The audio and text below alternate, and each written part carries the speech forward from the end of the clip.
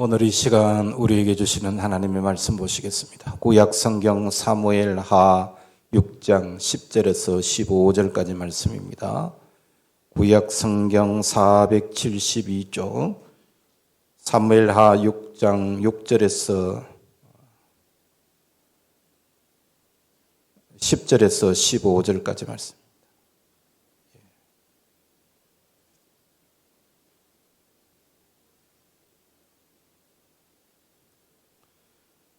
다 찾으신 줄 알고 우리 같이 한 목소리를 합독합니다.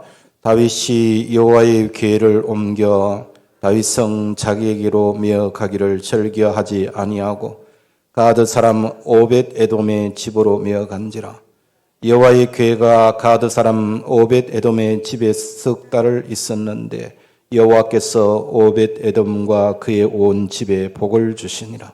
어떤 사람이 다윗 왕에게 아뢰어 이르되 여호와께서 하나님의 궤로 말미암아 오벳 에돔의 집과 그의 모든 소유에 복을 주셨다 한지라. 다윗이 가서 하나님의 궤를 기쁨으로 메고 오벳 에돔의 집에서 다윗성으로 올라갈새 여호와의 궤를 맨 사람들이 6걸음을 가매 다윗이 소와 살찐 송아지로 제사를 드리고 다윗이 여호와 앞에서 힘을 다하여 춤을 추는데 그때에 다윗이 배 에봇을 입었더라. 다윗과 온 이스라엘 족속이 즐거이 환호하며 나팔을 불고 여호와의 궤를 메어 오니라. 아멘. 아멘. 할렐루야. 오늘도 복된 성일 이 예배 자리에 나오는 여러분들을 주님의 이름으로 축복합니다. 자, 이 시간 좌우 옆 사람 앞뒤 사람 인사 나누겠습니다. 사랑합니다. 축복합니다.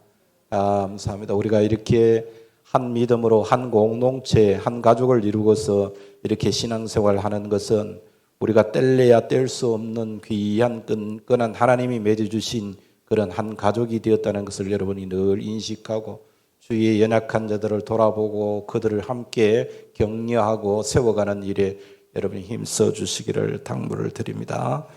자, 오늘 여러분들과 함께 말씀을 생각하실 말씀의 제목은 하나님을 기쁘시게 하라라는 제목입니다.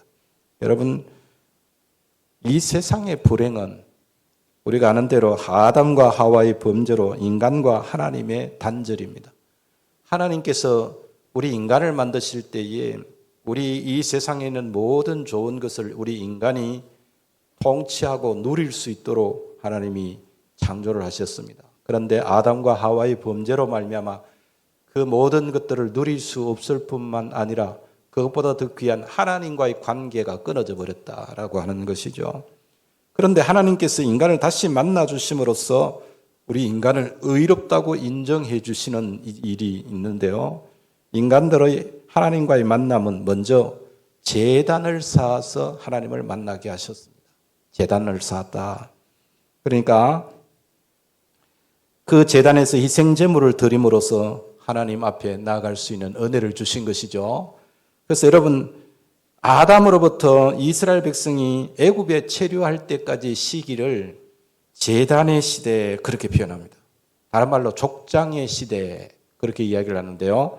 말하자면은 족장들, 즉 말하면은 아브라함으로부터 시작해서 수많은 그 믿음의 사람들이 제단을 쌓고 하나님과의 교통을 이루는 그런 삶을 살았다. 그렇게 해서 제단 시대 혹은 족장 시대에 그렇게 표현하는 것이죠.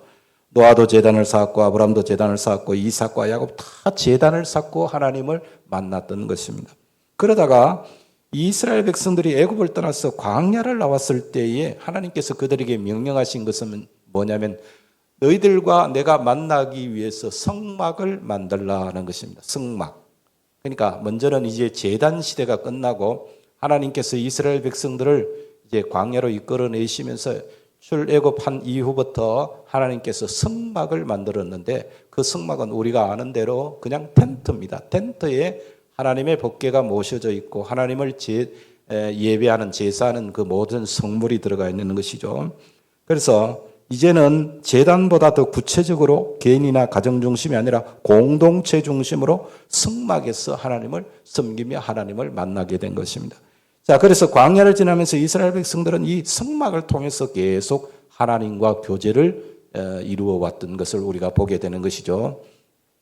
그래서 이게 언제까지 계속되냐면 다윗 왕 때까지 계속해서 성막에서 하나님의 영광을 뵙다가 다윗 왕과 솔로몬의 쑥으로 이제 성전이 건축되면서 성전 시대가 열리기 시작하는 것이죠. 이제는 성막이 아니라 텐트가 아니라 건물이 지어지면서 그 성전 안에 계시는 하나님을 만나게 되는 것입니다. 그런데 예수님이 이 땅에 오셔서 말씀하시기를 너희가 이 성전을 헐라 내가 사흘 동안에 성전을 일으키리라 이런 말씀을 하셨습니다. 요한복음 2장 19절 말씀인데요. 자, 그래서 구약시대에 제시했던 보이는 성전은 이제 사라지고 예수님이 친히 성전이 되셔서 예수님과 직접 교통할 수 있는 그런 귀한 은혜가 열렸다는 그런 이야기죠.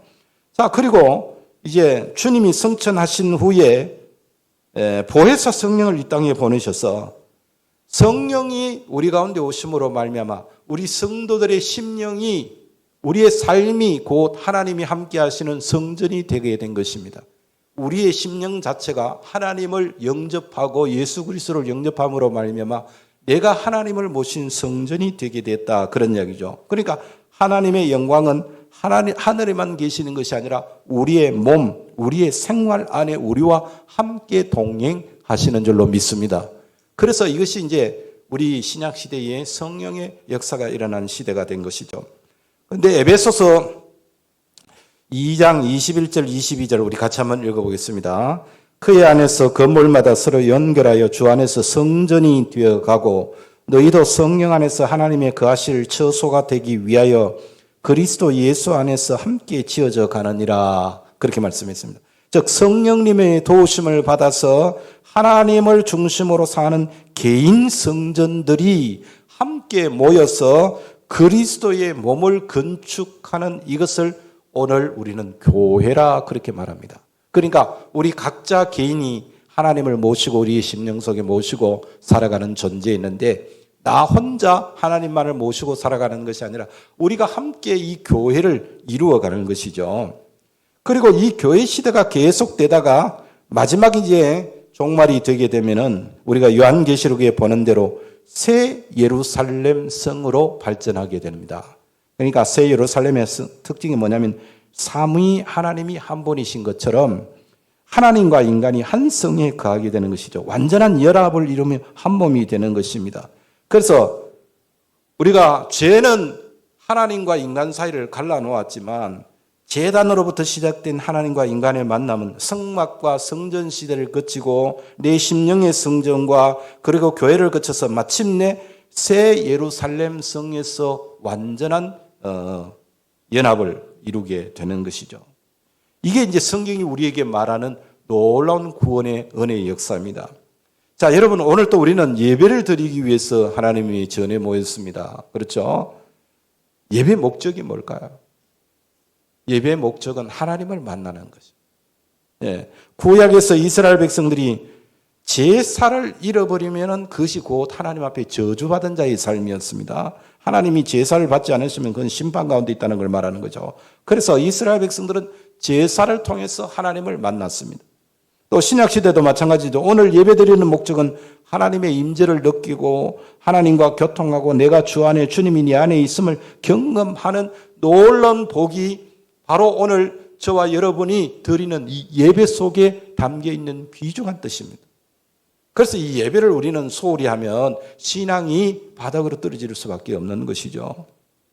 예배를 잃어버리는 것은 하나님과 교통을 상실하는 것이고 생명의 등불이 꺼지는 것과 같은 거예요.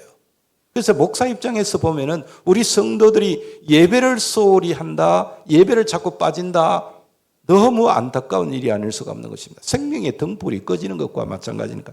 육신의 삶이 살아있는 것처럼 보일지 모르지만 하나님과의 관계가 단절된 것이기 때문에 너무나 안타까운 삶이죠. 어떻게 하는 것이 하나님을 잘 섬기는 예배일까? 자, 요한복음 4장 23절에서 24절 말씀을 우리 같이 한번 읽어보겠습니다. 시작. 아버지께 참되게 예배하는 자들은 영과 진리로 예배할 때가 오나니 곧 이때라. 아버지께서는 자기에게 이렇게 예배하는 자들을 찾으시느니라. 하나님은 영이시니 예배하는 자가 영과 진리로 예배할지니라. 아멘. 예배의 대상을 누굽니까? 하나님 아버지라고 그랬어요. 하나님을 영이라고 표현하는데 하나님 육신이 아니죠. 그래서 예배하는 자가 영과 진리로 예배하라는 것입니다. 영이라는 말은 헬라로 푸뉴마 이렇게 든데요. 하나님이 인간을 찾아오시는 사건을 표현하는 개념으로 보시면 됩니다. 그리고 진리, 이 말도 알레데이아라는 단어를 쓰는데 사람이 하나님을 찾아가는 그런 진실한 자세를 표현하는 것이 진리입니다. 그래서 영은 하나님께로부터 우리에게 임하는 것이고 진리는 우리가 하나님께로 나아가는 것을 말하는 것이죠. 자, 예배는 신령한 요소가 있습니다. 우리는 예배할 때 하나님의 말씀을 경청하지 않습니까? 그 하나님의 말씀으로 우리의 삶의 현장에 찾아오실 때 우리는 그 말씀으로 하나님의 임재를 체험해야 되는 것입니다. 우리가 기도하고 찬양할 때 성령의 임재를 확신해야 되는 것이죠. 하나님이 찾아오실 때 하나님의 임재에 대한 표식을 주셨던 경우들이 너무 많이 있습니다. 아마 여러분 개인적으로도 하나님께서 나에게 임하신 성령의 역사를 체험하신 분들이 많을 줄로 압니다. 어떤 분들은 예배 중에 찬송 부르다가 놀라운 하나님의 은혜를 경험하는 경우도 있고 또 어떤 분은 말씀을 듣다가도 그 말씀의 불이 내 가슴을 확 들어오는 것을 느끼는 분들도 있다고 해요.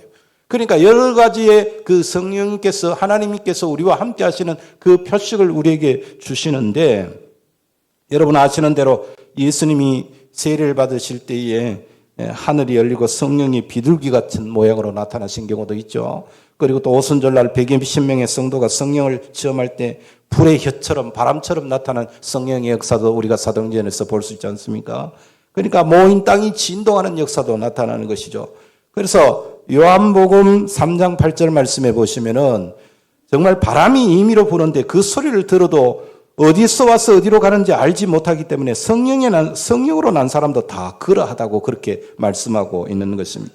예. 그러니까 우리가 성령의 임재를 눈으로는 볼 수 없는데 우리가 바람을 의식적으로 느낄 수 있듯이 눈으로 볼 수 없지만 의식적으로 느낄 수 있듯이 하나님께서 예배를 통해서 우리에게 주시는 은혜는 여러분의 심령을 통해서 분명히 깨닫게 되는 것입니다. 그래서 성령이 역사할 때 뭔가 인식할 수 있도록 표식을 주시는데 몸에 떨림이 있다든지 기쁨이 넘친다든지 어떤 경우에는 향취를 느끼는 사람도 있고 어떤 경우에는 방언이 터지기도 하고 어떤 경우에는 특별한 은사를 경험하기도 하는 것이죠.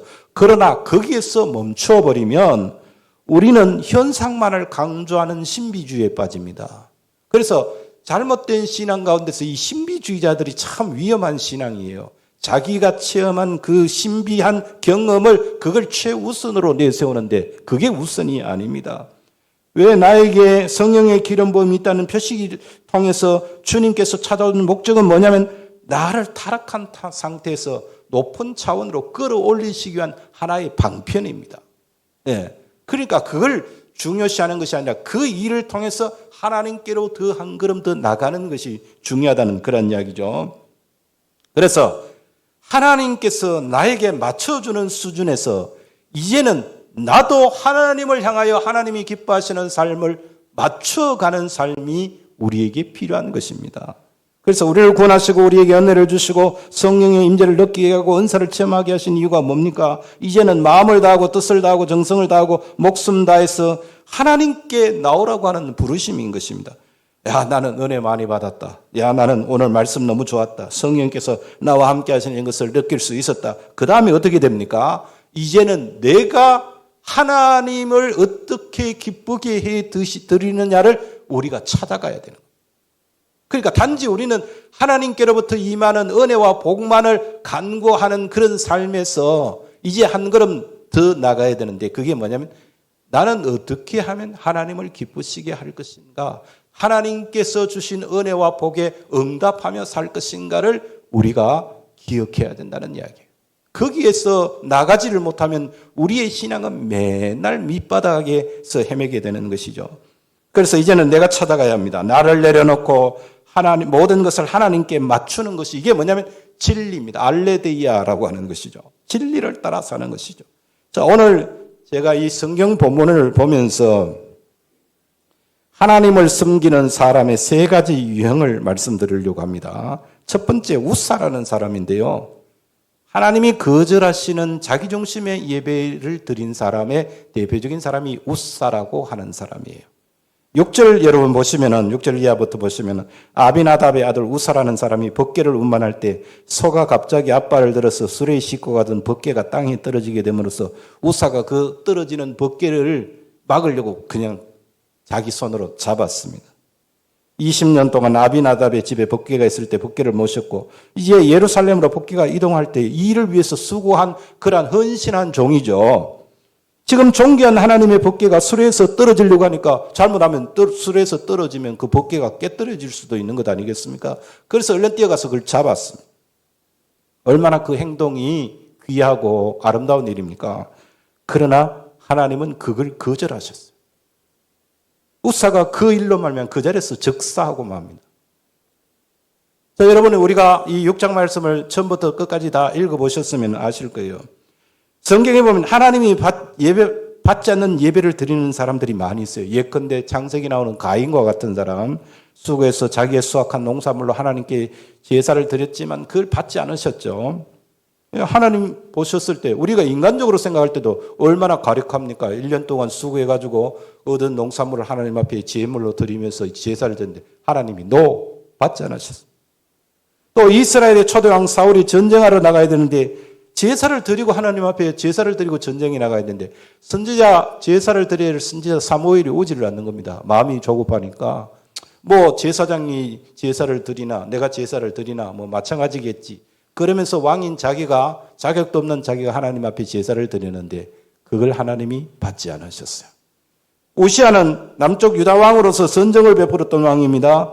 다윗 왕 다음으로 성군이라 일컬음을 받을 수 있는 사람이 우시아입니다. 그가 말년에 제사장이 집례해야 할 제사의 원칙을 무시하고 자신이 제사를 드리다가 나병에 걸렸어요. 이건 뭐냐면 전부 성경에 나오는 제사를 거절하는 이야기예요. 은혜라는 개념은 하나님이 나를 찾아오신다는 것입니다. 그러니까 은혜는 하나님께서 나에게 주시는 것이지만 예배는 내가 하나님을 찾아가는 행위예요. 그래서 우리가 이 주일 예배를 하나님 앞에 소중히 여기고 하나님 지금까지 내가 받은 은혜가 너무나도 크고 놀랍습니다. 그러므로 이제는 제가 하나님께 나아가겠습니다. 하나님이 기뻐하시는 삶으로 내 자신을 드리겠습니다. 라고 하는 것이 예배예요. 그래서 예배의 중심은 내가 아니고 하나님이십니다. 여러분, 그래서 나의 모든 것을 용납하시고 받아주시는데 내 생각대로가 아니라 하나님 중심으로 예배를 드려야 되는 것이죠. 가인이나 사울이나 우시아나 우사나 이런 사람들은 다 자기 생각으로 하나님을 섬겼던 사람입니다. 우리가 처음 신앙을 가졌을 때는 하나님이 나에게 맞춰주십니다. 그러니까 말하자면 변화받지 못하고 여전히 거짓말하고 못된 짓을 하고 우리가 정말 세상에서 추악하고 악한 그런 모습으로 예수를 믿는다고 교회를 나왔는데 우리가 그중에서도 하나님께서 우리가 죄악 가운데 있음을 뻔히 아시면서도 우리를 용납해 주시는 것이죠. 그래서 은혜를 받고 또 기도하면 기도 응답도 받고 하나님이 다 잘 되도록 인도해 주십니다. 왜냐하면 나를 믿음의 사람으로 세우시기 위한 과정이에요. 내가 이렇게 살면서 기도했더니 기도 응답이 되네. 이런 일이 나타나는 것이죠. 그런데 어느 때가 지나면은 기도 응답이 점점 줄어들기 시작합니다. 일이 풀리지 않습니다. 그때 당황하기 시작하죠. 하나님이 나를 버리셨나?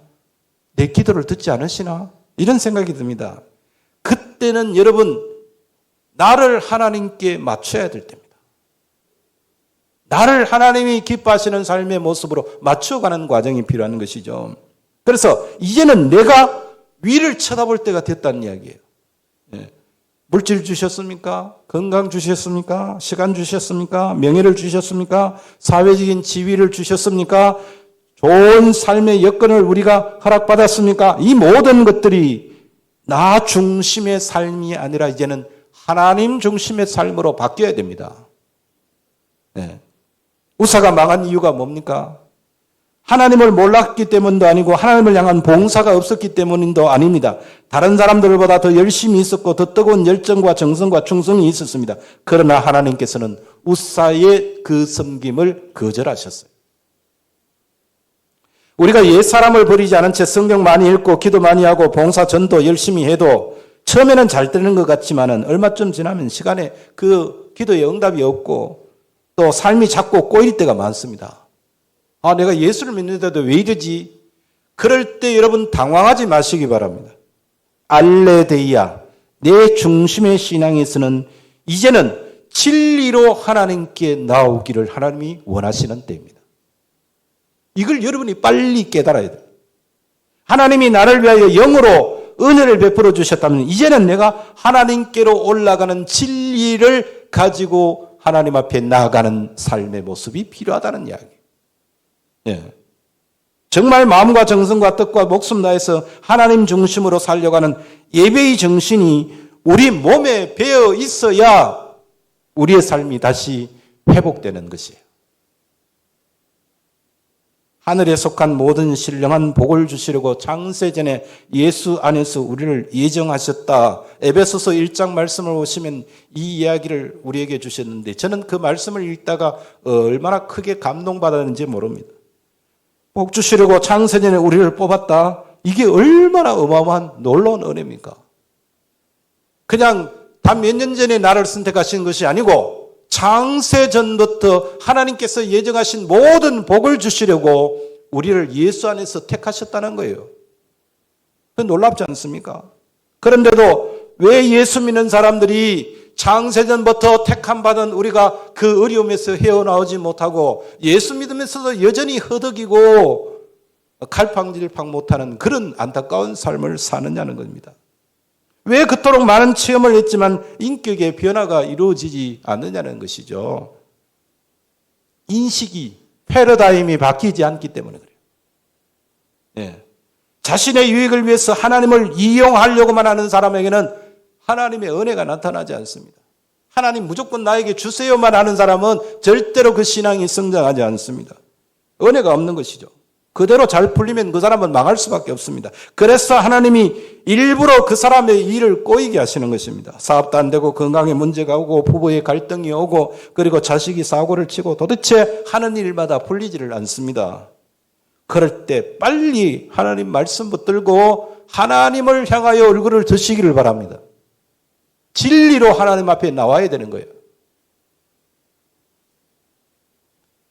두 번째로 볼 사람은 미갈이라는 사람입니다. 하나님보다 자기 체면과 감정을 중시한 그런 사람이죠. 이 미갈이라는 여인은 사울 왕의 딸이고 다윗의 아내죠. 16절부터 보면은요, 다윗이 너무 하나님의 법궤가 이제 예루살렘 성으로 들어오는 것을 보고 기뻐하며 막 춤을 추니까 왕이 채통을 못 지키고 저런 말하자면은 염치 없는 수치스러운 행동을 한다. 다윗을 멸시한 겁니다. 하나님이 이 일을 어떻게 평가하셨는가? 23절 한번 볼까요? 마지막 6장 23절 같이 읽어봅시다. 그러므로 사울의 딸 미갈이 죽는 날까지 그에게 자식이 없습니다. 여러분, 구약에서 자식이 끊어진다는 말은요, 그 생명이 저주받았다는 말이에요. 예. 하나님이 미갈의 태도를 아주 괘씸하게 생각하셨다는 그런 얘기죠. 자, 미갈은 그러니까 자기 중심으로 사는 사람의 대표적인 유형입니다. 하나님이 어떻게 생각하시느냐가 아니라 그저 내 감정대로 판단하고 행동하는 사람인 것이죠. 자기 중심의 사람은 교만한 사람입니다. 예. 하나님을 멸시하는 사람이죠. 신앙인은 내 체면, 내 영광, 내 기쁨보다 하나님을 먼저 생각해야 합니다.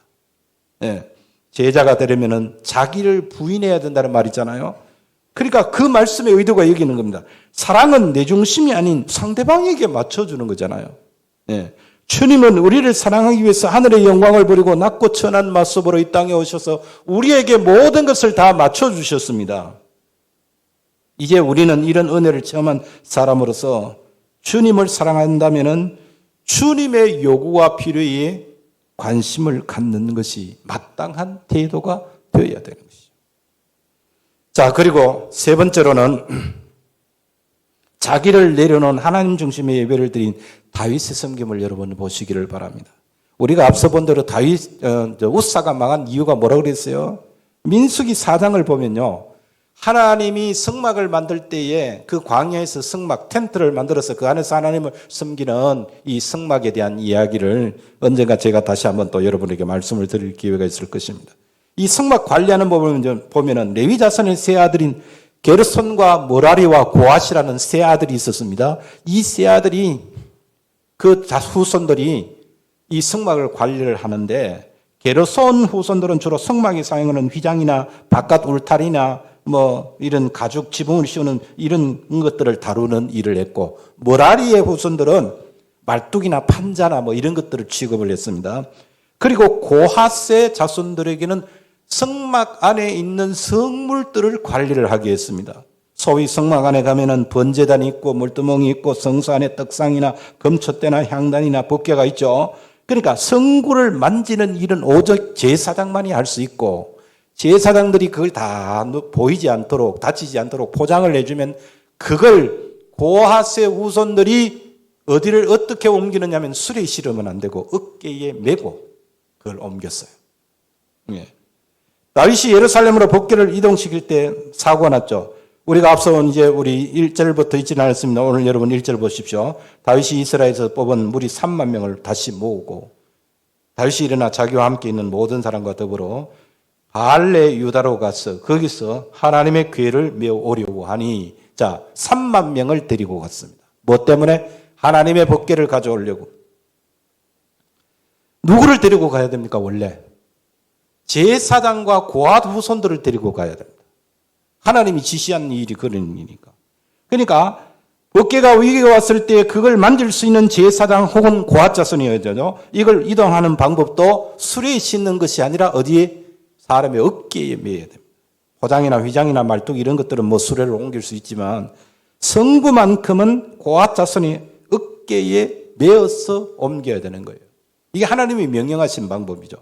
그러니까 하나님을 기쁘시게 하려고 법궤를 예루살렘으로 모셔오겠다 해놓고는 하나님의 요구하시는 방법대로가 아니라 자기 멋대로 그 일을 진행했다. 그래서 하나님이 그 일을 거절하신 거예요. 네. 만약 이것이 무너져 버리면 모든 질서와 규범이 무너지기 때문에 하나님은 결코 사람의 방법을 따라서 행해지는 일을 인정해 주지 않으신 거예요. 네. 그러니까 사고가 날 수밖에 없는 것이죠. 다윗이 이걸 깨닫고 이제 태도를 바꾸게 되는 거죠. 여러분 17절 말씀 한번 보세요. 17절. 다윗이 어떻게 응답하고 있는가 같이 읽어봅니다. 여호와의 궤를 메고 들어갔어. 다윗이 그것을 위하여 친 장막 가운데 그 준비한 자리에 그것을 두매 다윗이 번제와 화목제를 여호와 앞에 드리니라. 여호와의 궤를 어떻게 해요? 메고 들어갔대요. 이제 수레가 아닌 어깨에 메고 그리고 제사를 지내는데 그 제사는 화목제와 번제와 화목제죠. 레위기 5대의 제사 가운데에 나의 유익을 위한 제사는 속건제와 속죄제입니다. 범죄했을 때 심판받지 않고 재앙을 면하기 위한 제사입니다. 그러나 소제와 번제와 화목제는 하나님을 위한 기쁨의 제사예요. 예. 다윗이 이 사고의 원인이 무엇인지 오랫동안 묵상한 후에 이제 깨달았습니다. 법궤를 하나님의 원하시는 장소로 모시고 오는 일이 나를 위한 일이 아니고 내 기쁨을 위한 일이 아니고 하나님의 기쁨을 위해서 일을 해야 되는구나 그걸 깨달았다 이 말입니다. 그래서 자기의 생각을 바꾸는데 제사를 드리는데 번제와 화목제를 드렸어요. 이것은 예배의 원칙을 그저 내가 기뻐서 내가 즐거워서 드리는 그런 제사가 아니라 하나님이 기뻐 받으시는 그 번제와 소제를 드리는 것입니다. 네. 하나님 중심으로 그 제사를 바꿨다는 이야기. 자, 그 다음 18절 말씀 한번 볼까요? 18절 말씀 읽어봅니다. 다윗이 번제와 화목제를 드리기를 마치고 만군의 여호와의 이름으로 백성에게 축복하고. 자, 여러분 하나님이 제사를 음량하시고 기분이 좋아서 사람에게 축복하기를 원하는 것을 깨닫고 하나님을 대행해서 백성을 축복했다는 것입니다. 여러분 우리는 예배를 드리고 주일 성수를 하고 여러 가지 신앙적인 규례를 지키는데 그러나 어떤 경우에 우리가 정성을 다했는데도 불구하고 사울왕처럼 우사처럼 오히려 하나님으로부터 거절당하는 경우가 있습니다. 그것은 우리가 드리는 예배가 잘못되었기 때문에. 예. 내 중심이 아닌 하나님 중심의 예배를 배워야 되는 것입니다. 그래서 예배는 우리가 하나님께 나아가는 행위 아닙니까? 은혜 받은 것은 하나님이 나에게 오신 것이지만 이제 은혜 받았으면 우리의 결단을 통해서 이 예배를 통하여 하나님 영광 받으시길 원합니다. 하나님 기뻐하시는 예배가 되기를 원합니다. 이 자세가 우리에게 필요한 것이죠. 이제는 나를 하나님께 맞춰야 돼요. 자, 사무엘하 6장 11절 12절을 보겠습니다. 같이 읽어봅니다. 여호와의 괴가 가드 사람 오벳 에돔의 집에 석 달 있었는데 여호와께서 오벳 에돔과 그의 온 집에 복을 주시니라. 어떤 사람이 다윗 왕에게 아뢰어 이르되 여호와께서 하나님의 괴로 말미암아 오벳 에돔의 집과 그의 모든 소유에 복을 주셨다는지라. 다윗이 가서 하나님의 괴를 기쁨으로 메고 오벳 에돔의 집에서 다윗 성으로 올라갈세. 여러분, 아비나답의 집에서 20년 있었지만 아비나답의 아들 우사가 죽는 것으로 법궤를 소유한 그 결과물이 끝이 그렇게 비극적으로 끝났죠. 그러나 오벳 에돔을 보니까 그 법궤를 석 달 동안밖에 모시지 않았는데 하나님이 오벳 에돔의 집에 복을 주셨다는 겁니다. 12절에 보면 다윗이 이 소문을 듣고 부러움이 생겼어요. 아, 축복의 괴가 이 오벳 에돔의 집에만 있어가 되겠는가 생각하고 다시 와서 이제 법궤를 모셔가는데 아마 다윗의 고민이 깊었을 것입니다. 도대체 앞에서 우사가 죽은 이유가 뭘까? 정성이 부족했을까? 죄를 회개하지 않았기 때문일까? 왜 하나님이 나의 정성을 받지 않을까? 깊은 고민 끝에 해답을 얻었습니다. 그 문제 원인을 찾은 것이죠. 그래서 이번에는 군대를 끌고 간 것이 아니라 제사장과 레위 지파 사람들을 데리고 가서 수레에 싣지 않고 어깨에 매게 함으로써 내 중심이 아닌 하나님 중심으로 섬겼을 때에 모든 문제가 해결되고 그 하나님의 법궤를 모시고 오는 일이 기쁨의 축제가 되게 되었다는 거예요. 예. 우리는 이 다윗이 하나님의 법궤를 메고 오면서 춤춘 이 감격을 이해할 수 있어야 합니다. 막혔던 문제가 우리의 깨달음과 결단으로 풀릴 때는 정말 춤이라도 추면서 찬양하면서 감사드려야 되지 않겠습니까? 그때 하나님께서 다윗과 그의 백성들을 축복하시는 것이죠. 우리가 하나님 앞에 죽도록 충성하고 봉사하고 헌금하고 여러 가지 모습으로 수고를 하지만 어떤 가정은 영 풀리지 않습니다. 왜 저 가정은 왜 저렇게 예수를 수십 년 믿었는데도 문제가 저렇게 많고 복잡할까? 10년, 20년 예수 믿었다고 하지만 기쁨도 없고 감격도 없고 여전히 절망과 단절로 어둡게 사는 신앙인들 많지 않습니까? 집안에 어둠의 그림자가 가득하고 운명처럼 드리워져 있는 저주의 맥이 끊이지 않는 그런 집처럼 정말 노예처럼 살고 있는 교인들이 있어요. 왜 그럴까? 하나님이 은혜를 베풀지 않으셨어가 아닙니다. 하나님이 내 기도를 듣지 않으시기 때문이라고 오해하면 안 됩니다. 문제가 뭐냐? 하나님의 찾아오심, 은혜 베푸심은 있는데 내 쪽에서 하나님을 찾아가는 결단과 행함이 없는 거예요. 그러니까 맨날 그 자리에서 은혜를 주셔도 주신 것으로만 끝이 나는 거예요. 이걸 더 쉬운 말로 하면은 우리가 히브리서 11장 6절에 보면요. 믿음이 없이는 하나님을 기쁘시게 하지 못한다 그랬어요. 믿음이 없이는. 하나님께서 우리를 구원하신 목적은 끌어올려서 당당하게 하나님의 자녀로 통치자로 우리가 복받은 자로 살기를 원하시는 것이 하나님의 뜻입니다. 그래서 여러분 받은 것만을 신앙의 축복이라고 자랑하면 안 됩니다. 내가 하나님께 맞추기 위해서 내가 얼마나 버리고 얼마나 내려놓았느냐가 중요한 거예요. 내가 하나님께 맞추기 위해서 나는 지금 어떤 행동을 하고 있는가? 여러분 스스로를 돌아보셔야 됩니다. 마음을 다하고 성품을 다하고 뜻을 다하여 하나님을 섬기고 살아가는 여기에 하늘로 올라가는 길이 있는 거예요. 예. 이 하나님의 의도에 순종하게 될 때 우리의 사업도 건강도 가정도 자녀들도 회복의 역사가 일어날 줄로 믿습니다. 예수님 안에서 주님과 더불어 사는 천국 생활이 바로 이런 삶이에요. 산다는 것이 황홀하고 너무 감사한 거예요. 이런 결단이 필요한 겁니다. 여러분 다윗의 결단을 오늘 꼭 기억하시기 바랍니다.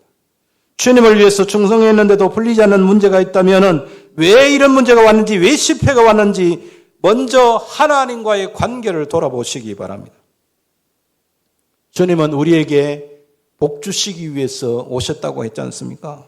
잘되게 하려고 은혜를 주셨습니다. 귀하게 서시기 위해서 나를 훈련하십니다.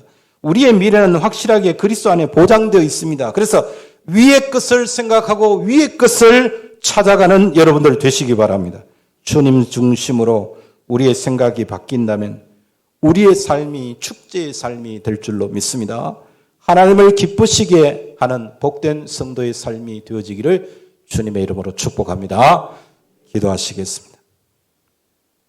하나님 아버지, 은혜를 받은 사람으로 합당하게 살아가기 원합니다. 나를 위한 삶이 아닌 하나님 아버지를 위한 예배가 되게 하시고 내 야망과 내 목적을 위한 것이 아닌 하나님을 기쁘시게 하기 위한 은혜의 삶이 되게 하여 주옵소서. 이제는 진리를 향해 나아갈 수 있는 하나님 백성들 되게 하여 주옵소서.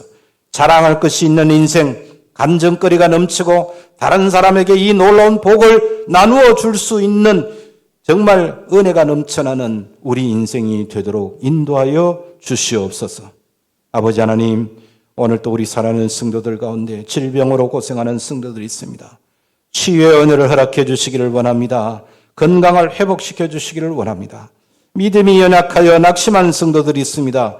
아버지 하나님, 친히 그 심령 속에 성령께서 역사하셔서 다시금 주님을 바라보고 주님만을 의지하고 주님을 기쁘시게 하는 우리 성도의 삶이 되게 하여 주옵소서. 출향한 성도들, 또 고뇌가 있는 자녀들, 학업 중에 있는 자녀들 삶의 현장 속에서 늘 주님 동행하시고 믿음으로 승리하는 자녀들 되게 하여 주시기를 간절히 바라고 원할 때 걸어가신 우리 구주 예수 그리스도의 이름으로 기도드리옵나이다.